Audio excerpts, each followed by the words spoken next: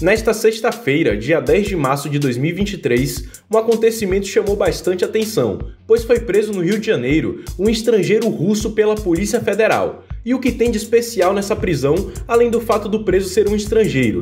O que mais chamou atenção nesse acontecimento foi o fato de que esse russo constava como procurado na difusão vermelha da Interpol e que estava foragido pela justiça russa há mais de 10 anos.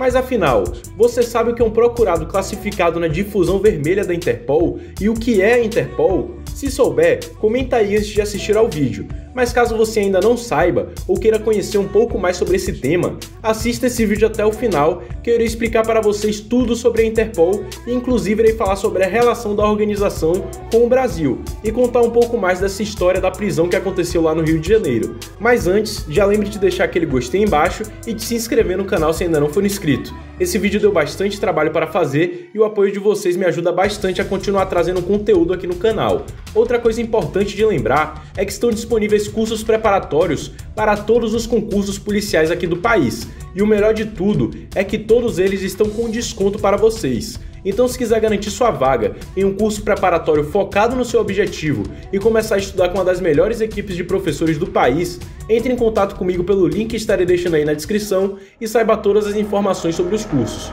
Mas agora, vamos ao vídeo.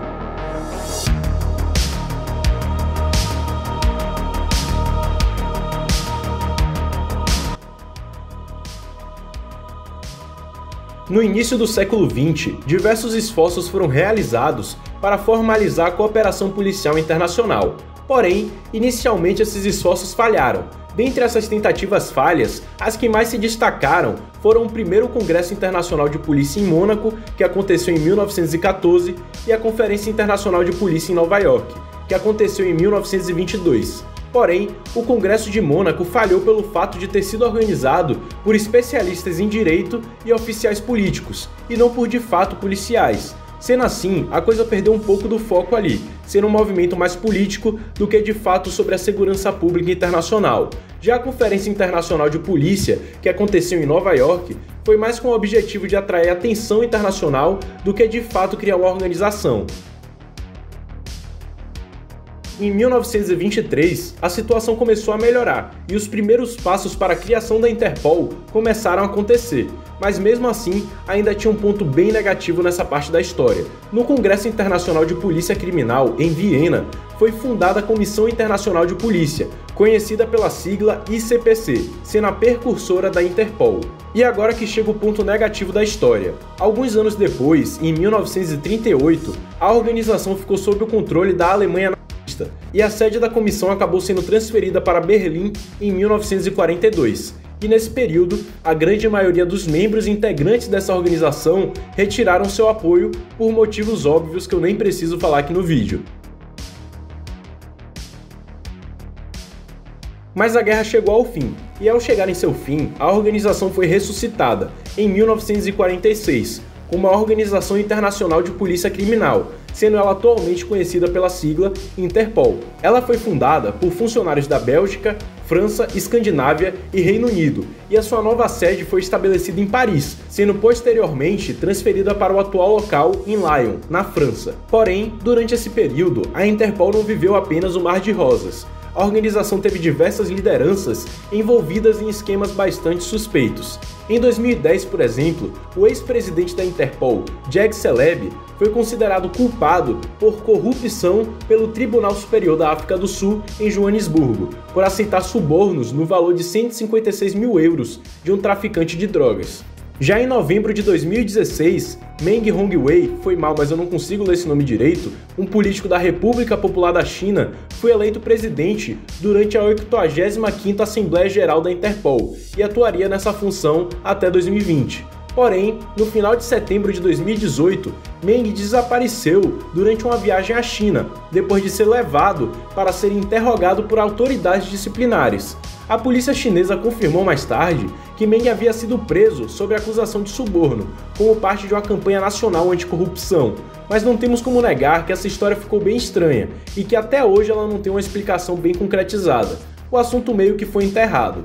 Atualmente, a Interpol é liderada pelo secretário-geral, o alemão Jürgen Stock, mas um nome bem complicado que eu não sei falar, e pelo presidente General Al-Raisi, que possui inclusive algumas acusações de tortura, o que gerou bastante repercussão e críticas por ONGs que defendem os direitos humanos e que criticaram bastante a nomeação do general para a presidência da Interpol. A organização possui um orçamento anual de cerca de 113 milhões de euros, ou aproximadamente 627 milhões de reais, sendo a maior parte desse orçamento fornecido pelos 195 países membros da organização, o que é praticamente quase o mundo todo, sendo um deles inclusive o Brasil. Agora que vocês entenderam um pouco da história do grupo até os dias de hoje, irei explicar como funciona e qual é o objetivo de fato da Interpol. A Interpol tem como objetivo a criação de uma central de informações que una as polícias dos Estados-membros, formando assim uma polícia internacional com a base de dados mundial, que investiga crimes transnacionais, tais como os crimes de terrorismo, os cybercrimes, o tráfico internacional de pessoas e entre outros. Um ponto importante de se destacar é que a organização não se envolve na investigação de crimes que não abarquem vários países membros ou crimes políticos, religiosos e raciais. É importante também destacar que a Interpol não pode iniciar uma investigação nem executar nenhuma prisão sem a autorização do Estado no qual ocorreu o crime. O principal papel da Interpol é o intercâmbio de informações policiais, criminais e judiciais em nível internacional, com o objetivo de combater efetivamente os crimes transnacionais e garantir que a ação da justiça alcance os criminosos além das fronteiras, respeitando a Declaração Universal dos Direitos Humanos, os limites legais e a soberania de cada país. No Brasil, por exemplo, as prioridades da Interpol são focadas nos seguintes delitos: crime organizado, que abrange crimes de drogas contra menores, armas e explosivos, crimes econômicos e financeiros e dentre outros. Ela também possui o foco aqui no Brasil de combater crimes ambientais, crimes de veículos motorizados, roubo de obras de artes e até mesmo combater o terrorismo.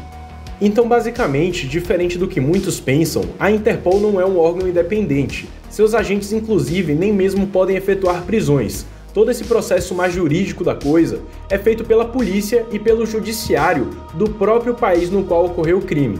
O papel da Interpol vai ser unicamente prestar esse suporte na investigação, o que já é de grande ajuda pelo vasto banco de dados existente na organização, tendo dados de criminosos, foragidos e suspeitos de praticamente todos os países do mundo. Inclusive, um dos pontos mais fortes da Interpol é o seu serviço de inteligência, com essa enorme central de dados abastecida pela coleta de informações de todos os países membros, desde informações de indivíduos até bancos de dados de digitais, amostras de DNA, pedidos de prisão e pedidos de extradição. Dentro dessa central de dados, a Interpol criou o Sistema Internacional de Difusão, que busca lançar avisos para os países membros sobre suspeitos de envolvimento em crimes transnacionais. Estes avisos são uma maneira de pedir a todos os Estados-membros da Interpol que esses indivíduos sejam presos ou extraditados, respeitando, obviamente, a determinação legal de cada país por se tratarem de meras solicitações. Lembra que lá no início do vídeo eu falei sobre um procurado classificado na difusão vermelha da Interpol que foi preso no Rio de Janeiro?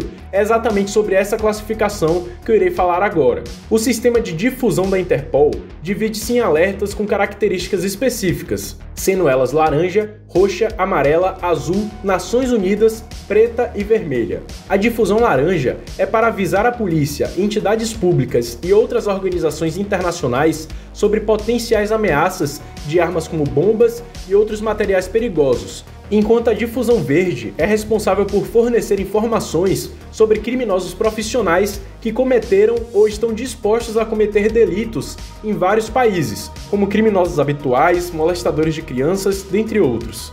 A difusão roxa existe para fornecer informações sobre modus operandi, procedimentos, objetos, aparelhos e esconderijos usados pelos criminosos.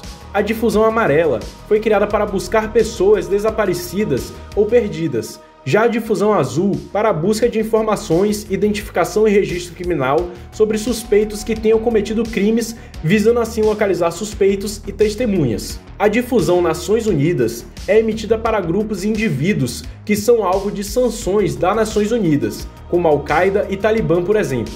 A difusão preta funciona para buscar informações sobre corpos não identificados, e o alerta mais conhecido da Interpol é a difusão vermelha, que é emitida para a prisão de suspeitos ou condenados para os quais uma ordem de prisão criminal foi expedida e a extradição será requerida quando o foragido for preso.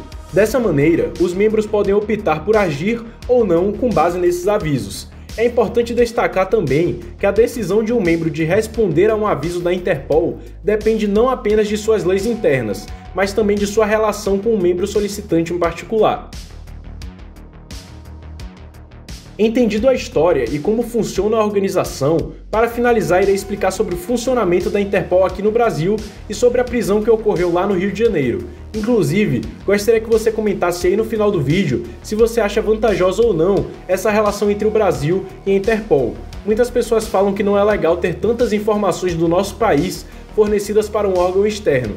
Eu particularmente discordo dessa visão, mas irei falar agora sobre a atuação da Interpol no Brasil para que você também me diga o que acha dela. O Escritório Central Nacional da Interpol no Brasil encontra-se na sede da Polícia Federal lá em Brasília e é composto por 40 funcionários, possuindo 27 escritórios regionais em vários estados do país, que trabalham no combate a crimes transnacionais e a foragidos da polícia. Dessa maneira, o Brasil é hoje um dos principais atores na cooperação internacional com a Interpol, utilizando-se dos canais da organização para investigações e ações penais.